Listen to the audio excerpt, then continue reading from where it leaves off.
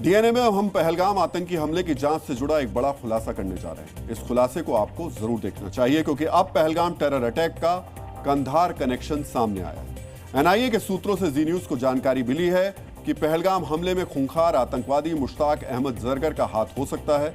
यह आतंकी अल उमर मुजाहिदीन नाम के आतंकी संगठन का कमांडर है।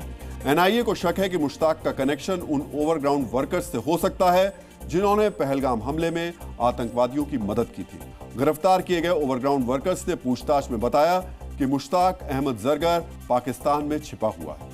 मुश्ताक अहमद जरगर कितना खतरनाक आतंकवादी था, इसकी पहली तस्वीर साल 1999 में सामने आई थी जब जैश ए मोहम्मद के आतंकवादियों ने इंडियन एयरलाइंस की फ्लाइट IC-814 को हाईजैक कर लिया था।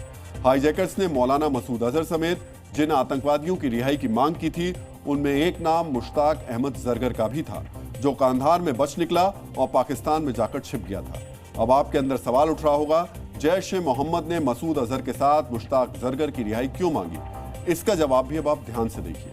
मुश्ताक जरगर पहले यासिन मलिक के JKLF से जुड़ा हुआ था, लेकिन वो यासिन मलिक से अलग हुआ और त्रेगाम के रास्ते POK चला गया।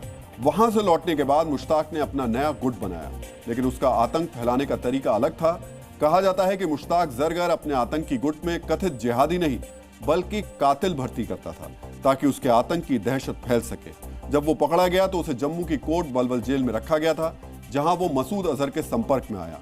माना जाता है कि मुश्ताक की बर्बरता की वजह से ही उसे भी कंधार हाईजैकिंग के जरिए रिहा कराया गया था।